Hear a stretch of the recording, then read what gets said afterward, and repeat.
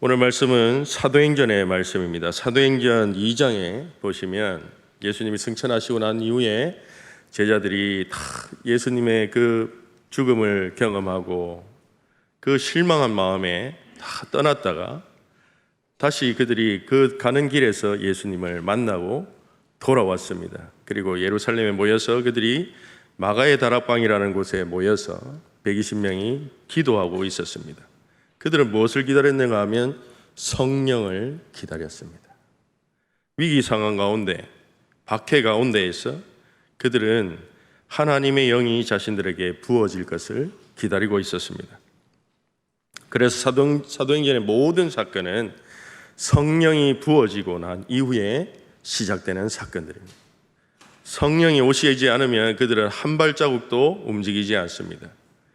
성령께서 그들의 마음에 부어주실 때에 그들의 주인이 하나님인 것을 고백함으로 그들의 삶을 시작할 수가 있었던 것입니다.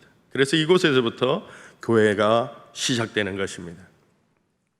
사도행전 1장에서 제자들은 예수님의 분부에 따라서 내가 성천한 이후에 너에게 성령을 주실 거야, 성령을 부어주겠다고 그렇게 말씀합니다. 예수님이 성천하시고 난 후에 열흘이 딱 지난 이후에 그 성령이 오순절에 임하게 됩니다. 사도행전 2장 2절과 3절 보시면 호련히 하늘로부터 급하고 강한 바람 같은 소리가 있어서 그들이 앉아있는 온 집에 가득했다 그렇게 말합니다. 그리고 그 모습을 마치 불의 혀가 갈라지는 것처럼 그들에게 각 사람 위에 불의 혀 같은 것이 임하였다 그렇게 말씀합니다. 그러자 4절에서 그들이 말합니다. 그들이 다 성령으로 충만함을 받고 성령이 말하게 하심을 따라서 다른 언어로 말하기 시작했다 그렇게 말합니다. 여기서 다른 언어라는 것은 방언을 말합니다. 방언으로 말하기 시작했다. 그 방언으로 말하기 시작했을 때의 그 방언이란 말은 헬라어로 글로사라는 말입니다. 그 말의 우리말의 의미는 혀라는 것입니다. 혀. 그래서 3절의 불의 혀라는 것과 오늘 이 4절이 말하는 그 방언이란 말은 같은 말입니다. 각 사람 위에 불의 혀 같은 것이 내려앉았으니 각 사람이 혀로 말하기 시작한 것입니다. 각 나라의 말로 그 하나님의 큰 일을 이야기하기 시작했다는 것입니다. 우리가 이 본문에 대해서 굉장히 많이 듣고 알고 있기 때문에 익숙한 만큼 오해도 많습니다. 오해 중 하나가 무엇이냐 하면 그날에 정확하게 무슨 일이 일어난 것인가, 그리고 그 현상이 어떤 의미인가에 대한 오해입니다. 오순절에 일어난 현상은 정확히 무엇인가 했을 때에 그 방언은 우리가 잘 알고 있는 고린도 교회의 방언과는 전혀 다른 것입니다. 그런데 그것이 같은 것이라고 주장하는 자들이 있습니다. 그들이 바로 오순절 교회입니다. 고린도의 방언이나 오순절날 받은 방언이나 같은 것이다 그렇게 주장하는 것이죠. 교리적으로 틀렸다 맞다를 지금 따지자는 것이 아니라 그만큼 그들도 인정해주고 우리가 주장하는 것도 이런 것이라는 것이죠. 그러나 고린도전서에 나오는 방언과 사도행전의 방언은 상당히 다른 것입니다. 고린도 교회의 방언은 황홀경 가운데에 소통이 안 되는 언어입니다. 사람과 사람이 소통이 안 되는 언어. 그러나 우리는 이 사도행전이 말하는 방언은 사람과 사람 사이에 소통이 되는 방언입니다. 알아들을 수 있었다는 것입니다. 평범한 언어, 글로사라는 말에는 성령에 주어지는 특별한 언어이긴 하지만 아주 일반적인 평범한 언어라는 것입니다. 우리나라에서 방언이라고 하면 우리 경상도 말, 전라도 말, 이 팔도가 다 다르지 않습니까? 그런 것을 방언이라고 합니다. 지난주에 제가 쪼갠다는 말을 짜겐다라고 해가지고 한참 웃었는데 이 사투리를 가리키는 말이죠. 우리가 생각할 때. 그런데 세계적으로 볼 때에는 이 방언이 무엇이냐 하면 각 나라의 언어입니다. 영어가 그 미국의 방언이고, 그리고 불어, 프랑스, 스페인어, 러시아어, 중국어 같은 것이 방언이라고 할 수가 있습니다. 그래서 사도행전 2장 4절을 읽어보면 그들이 다 성령의 충만을 받고 성령이 말하게 하심을 따라 다른 언어들로 말하기 시작했다. 그렇게 말하고 있습니다. 근데 그들은 어떤 사람들입니까? 오늘 7절을 보시면 야, 이 사람들은 다 갈릴리 사람들이 아니냐. 이 갈릴리 사람이라는 것은 그 예루살렘 히브리어를 사용하면서도 그 중에서 아람어를 사용하는 사람들입니다. 아람어가 아닌 그들이 서로 다른 언어로 말했다는 것입니다. 갑자기 한국말을 하는 사람이 영어를 막 말하기 시작하고 일본어를 말하기 시작했다는 것이죠. 11절에 보시면 이렇게 말합니다. 그레데인과 아라비아인들과 이라 우리가 다 우리의 각 언어로 하나님의 큰 일을 말하는 것을 듣게 되었다. 그렇게 말합니다. 놀라운 일이죠. 그레데인의 말로, 아라비아인의 말로 그들이 듣게 되었다는 것입니다. 아람어를 사용하는 사람이 하나님의 큰 일을 그 지방의 언어로, 각자의 언어로 말하고 있는 것을 들었다는 것이죠. 오순절이 되면 각 나라에 있던 경건한 유대인들이 그 예루살렘을 방문합니다. 유대인들이 9절에서부터 11절을 보면 유대인을 포함해서 15개의 지역이 나옵니다. 여기가 땅끝입니다. 그 사람들이 생각하던 그 당시의 세계관 속에서 땅끝이 바로 여기입니다. 이 사람들이 온 곳이죠. 온 사람들이 모여들었습니다. 성령을 받은 제자들이 제각기 다른 언어로 말하는데 언어의 종류가 15가지였다는 것입니다. 이처럼 사도행전의 방언은 고린도전서에 나오는 소통이 안 되는 방언이 아니라 평범한 각 지방의 언어였다는 것입니다. 또 하나의 특징은 고린도 교회의 방언은 기도라는 것입니다. 그런데 사도행전의 방언은 예언입니다. 11절에 그곳에 있는 사람들이 하나님의 큰 일을 말하는 것을 듣게 되었다. 그렇게 말하죠. 오순절 성령을 받은 사람들은 방언으로 하나님께 기도하고 있는 것이 아니라 하나님께 기도하는 것이 아니라 하나님의 큰 일을 사람들이 알아들을 수 있는 말로 전하고 있다는 것입니다. 오늘 본문 이하에 14절 이하에 보면 베드로가 11사도와 함께 있습니다. 그때 일어나서 그들에게 설교합니다. 그가 설교할 때 어떻게 이해하느냐? 이 오순절 사건을 구약의 말씀을 가져와서 설교하고 있는 것입니다. 요엘서 2장 28절과 32절에 나오는 말씀을 인용해 가지고 이 사건이 어떤 사건인지를 알려주시는 것입니다. 신명기 18장 15절에서 모세가 이렇게 말합니다. 온 이스라엘 향해서 나와 같은 선지자가 되기를 원한다라고 이야기합니다. 그 이야기가 구약에서는 한 사람에게 성령이 충만하게 임해서 그 나라를 이끌어 갔다면 이제 그 성령이 모든 사람에게 보편적으로 주어진다는 이야기를 하고 있는 것입니다. 요엘서 2장 28절과 32절은 우리에게 이렇게 말합니다. 무엇이라고 말합니까? 마지막 날에 각 사람에게 하나님께서 영을 부어주셔서 각 사람들이 예언하게 하실 것이라는 것을 우리에게 말합니다.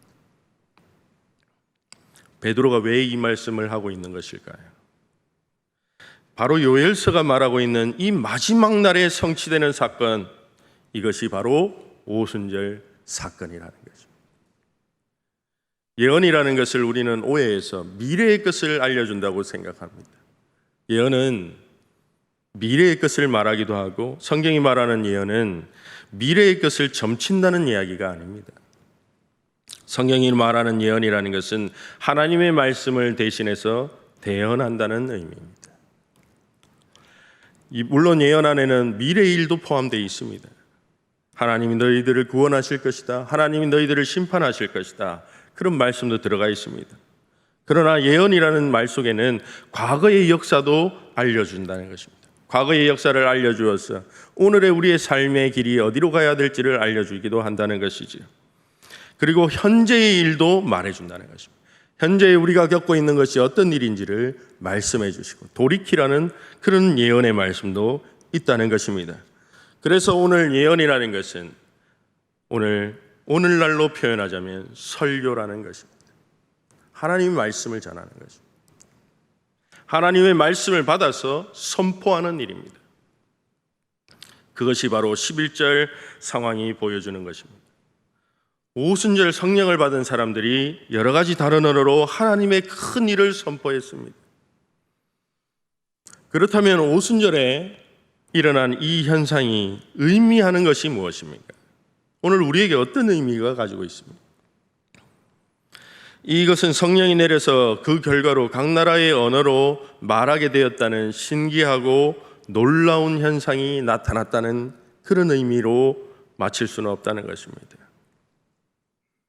성령이 오셨다는 증거로만 사용해서는 안 된다는 것이죠. 성령이 오셨다는 것 그 이상의 의미가 있다는 것입니다. 이날 무슨 일이 일어났는가 하면 사도행전 1장 8절 말씀이 예고한 대로 이 사건을 통해서 사도행전 1장 8절 말씀이 이루어졌다는 것입니다. 사도행전 1장 8절 말씀을 함께 읽어보겠습니다. 시작. 오직 성령이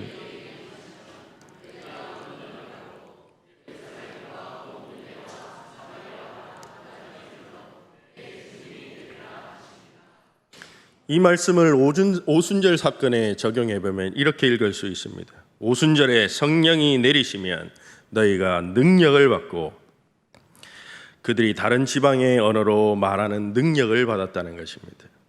평생 갈릴리 어부로 어촌에 살면서 정말 배우지도 못했던 자들이 언어를 줄줄 말하고 있으니 그 얼마나 큰 능력을 받게 되었다는 말입니다. 그래서 그들이 어떻게 합니까? 땅끝까지 이르러 증인이 될 것이다. 그래서 세계 각국에 온 사람들이 하나님의 큰 일, 예수 그리스도께서 십자가에 죽으시고 부활하셔서 승천하셔서, 그리고 하나님 보좌 우편에 앉으셔서 우리를 지금도 통치하시고 계시고 그 우리에게 성령을 부어주셔서 그 하나님의 일을, 하나님의 뜻을 이루어 가시는 그 일이 지금도 계속되고 있다는 것을, 땅끝까지 증인이 될 것이라 했는데 그 일을 증언하고 있다는 것입니다. 사도행전 1장 8절 말씀이 그대로 이루어진 것입니다. 지리적으로는 땅끝까지는 도착하지 않았습니다. 그러나 언어적으로는, 문화적으로는 땅끝으로 그 복음이 확산되고 있는 것입니다. 지도를 펼쳐놓고 9절과 11절의 지역을 찾아보면 동쪽으로는 지금의 이란, 페르시아만입니다. 메대와 바데와 엘람과 메소포타미아 지역입니다. 서쪽으로는 노마입니다. 그리고 북쪽으로는 마케도니아가 있는 흑해 지방입니다. 남쪽으로는 이집트와 아라비아까지 이르는 지역에 온 지역에 온 순례자들입니다.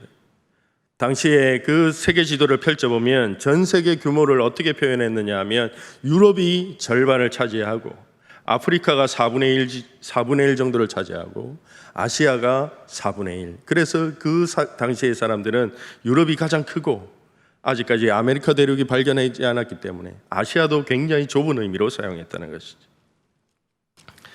그런데 여기서 특별히 주목해야 되는 것은 이 복음의 확산이라는 것이 지방의 언어로 이루어졌다는 것입니다. 각 나라의 각 사람의 언어로 이루어졌다는 것입니다. 이것은 놀라운 일입니다.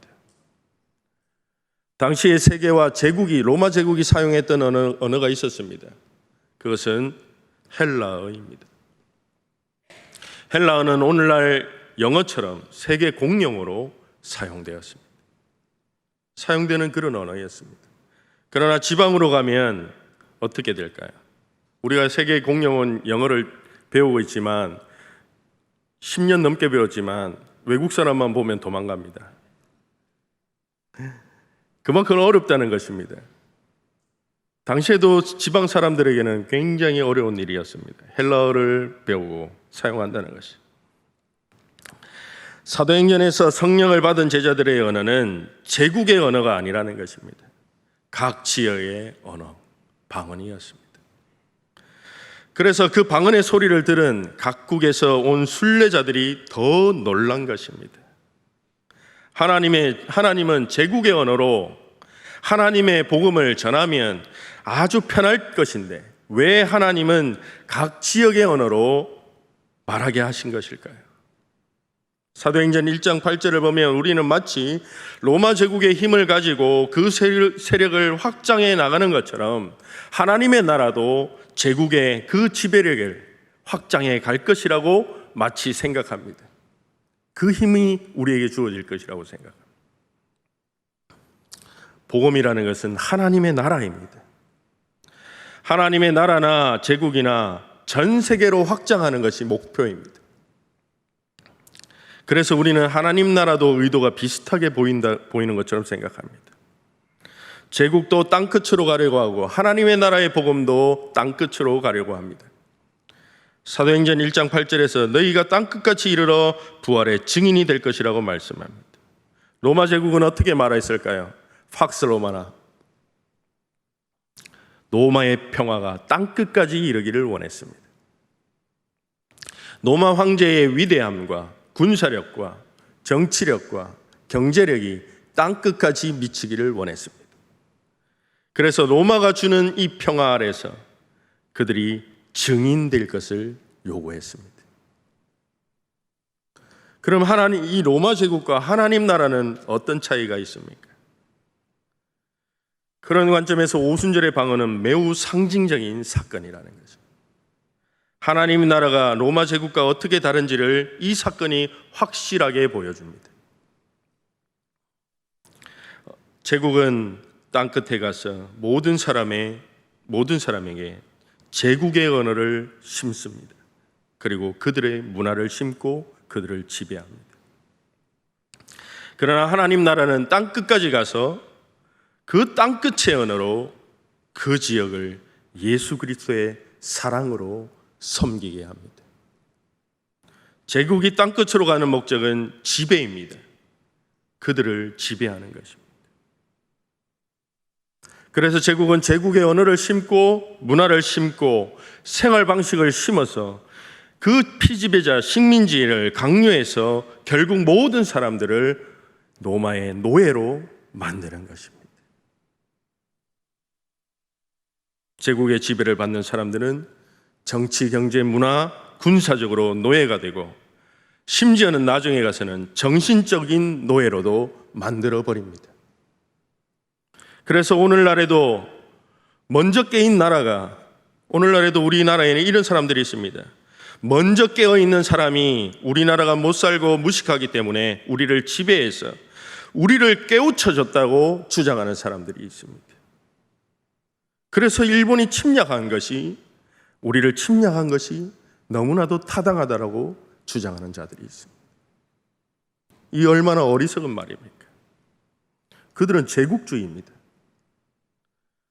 그러나 하나님 나라는 섬김이라는 것입니다. 하나님의 나라는 모든 민족의 언어와 생각을 존중하고 그들의 삶 속에서 자기들의 방식으로 하나님이 주인 되시다는 것을 믿도록 한다는 것입니다. 우리의 선교도 돌아봐야 하는 것입니다. 우리의 신앙을 그대로 다른 타국에 가서 심는 것은 선교가 아닙니다. 사역이라는 것이 똑같습니다. 사역이라는 것은 내가 나의 나됨을 드러내는 것이 아니라 오늘 우리가 교회에서 사역하는 것도 똑같습니다. 다른 사람을 세우고 섬기기 위한 것이 사역인 것입니다. 하나님 나라는 모든 사람이 민족과 성과 계급에 관계없이 성령이 모든 사람에게 주어진 것처럼 하나님의 자녀라는 높은 자존감을 가지게 하는 것입니다. 그래서 그 어떤 박해와 어떤 고난 가운데서도 우리의 양떼가 없고 내 외양간에 소가 없을지라도 그 속에서 빼앗길 수 없는 하나님의 평안이 주어지는 것입니다. 이것이 복음이 주는 평안입니다. 이렇게 하나님의 나라는 모든 사람을 주인으로 세워주시는 것입니다. 제국은 땅끝으로만 움직입니다. 그러나 그 제국의 속성은 땅끝에 있는 자들을 위한 것이 아닙니다. 땅끝에 있는 모든 것을 자기에게로 가져오기 위함입니다. 땅끝에 있는 사람들을 자신의 노예로 만들고 부리기 위해서입니다. 그래서 제국은 표면적으로는 땅끝을 향하지만 사실은 권력을 한 곳으로 모으고 집중하기 위한 것입니다. 부를 집중하고 인력을 집중해서 높고 거대한 바벨탑을 세우고 그 바벨탑을 세워서 이 세상을 지배하려는 것이 제국의 속성이라는 것입니다. 그래서 하나님은 창세기 6장에서 하나님이 그들의 언어를 흩으심으로 권력이 집중되는 것을 해산해 버리셨습니다.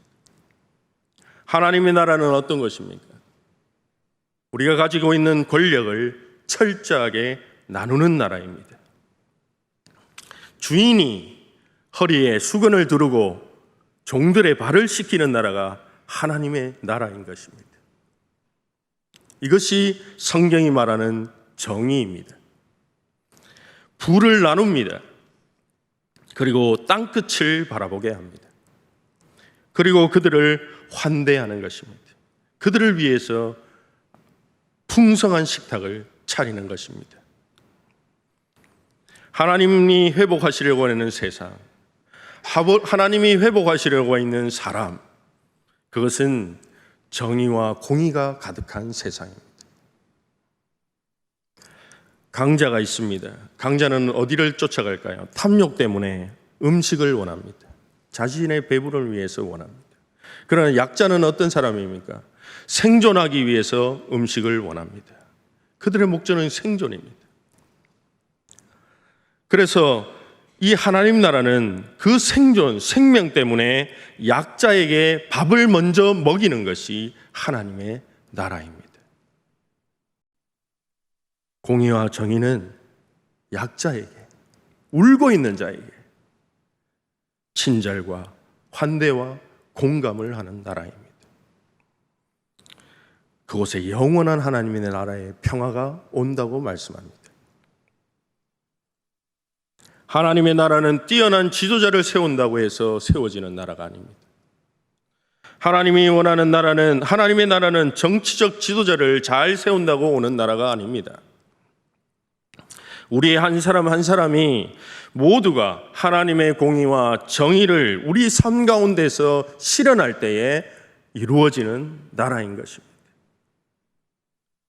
주의 영이 부어주심으로 그 나라를 실천할 수 있는 것이죠. 이것이 바로 하나님의 나라입니다. 하나님의 나라는 표면적으로나 내면적으로나 형식으로나 모두 땅끝을 향해 있습니다. 중앙이 아닙니다. 힘을 중앙으로 모으는 것이 아닙니다. 주변으로 힘 있는 사람들이 아니라 약자에게, 부자가 아니라 가난한 자들에게, 인정받는 사람이 아니라 무시당하는 사람에게로 향하는 움직임입니다. 하나님은 그러한 움직임이 우리 교회가 나가야 되는 방향이라고 말씀합니다. 교회는 땅끝으로 나가야 합니다. 하나님의 관심은 언제나 그곳에 있기 때문에. 그래서 하나님은 우리로 하여금 땅끝의 언어를 말하게 하시는 것이죠. 강대국의 언어가 아니라 약소국의 언어를, 약자의 언어를 말하라고 하십니다. 가난한 사람들이, 소외된 사람들이 무시당하며 억울한 일을 당하는 사람들이 무엇을 말하는지, 그들이 무엇을 생각하는지, 그들이 어떻게 살아가는지 거기에 관심을 가지게 하십니다. 그리고 그들을 대신해서 대변해 주라고 우리에게 말씀합니다. 그들을 섬기라고 우리에게 말합니다. 그래서 그 섬김을 위해서 우리는 높은 곳이 아니라 낮은 곳으로, 밝은 곳이 아니라 그늘진 곳으로, 화려한 곳이 아니라 초라한 곳으로, 중심이 아니라 주변으로, 땅끝으로 우리의 시선과 관심을 돌려야 하는 것입니다. 그것이 바로 예수 그리스도께서 우리에게 보여주시고 우리에게 따라오라고 하신 말씀입니다. 하나님이 사람이 되셨습니다. 하나님 입장에서 이 사람이 되셨다는 건 땅끝으로 가신 것입니다. 높은 하늘로부터 이 땅으로 스스로 이스라엘로, 그 땅끝 중에서도 갈릴리 땅끝으로 그곳까지 가셨습니다. 그리고 오늘 우리 땅끝에 있는 우리에게까지 찾아오십니다. 사랑하는 대구중앙교회 성도 여러분, 우리는 땅끝으로 부름받은 사람들입니다. 성령이 우리에게 임하시면 우리가 성령의 능력을 받아서 땅끝의 방언을 말해야 한다는 것입니다. 땅끝이라는 곳은 한 곳이 아닙니다. 그래서 우리는 단 한 가지의 방언을 말하지 않는 것입니다. 우리에게 서로의 삶의 자리가 다 따로 있습니다. 우리에게 주어진 서로 다른 사명들이 있습니다. 따라서 각각의 보내심을 받은 자리에서 각자의 방언으로 예수님이 우리의 주인 되셨다는 것을 증언하는 자들이 되기를 원합니다. 그 방언으로 땅끝에 있는 사람들을 섬길 수 있기를 원합니다. 그 일을 감당하는 우리 곁에 늘 예수님이 함께 계시겠다고 말씀하십니다. 사도행전에서 사도들에게 말씀하신 주님께서 우리에게도 말씀하십니다. 성령이 너희에게 내리시면 너희가 능력을 받고 예루살렘과 온 유대와 사마리아에서 마침내 땅끝까지 이르러 증인이 될 것이다. 그런 삶을 사는 우리 성도들이 되기를 원합니다. 그런 사람으로 살아가는 성도들이 다 되시기를 주님의 이름으로 축복합니다.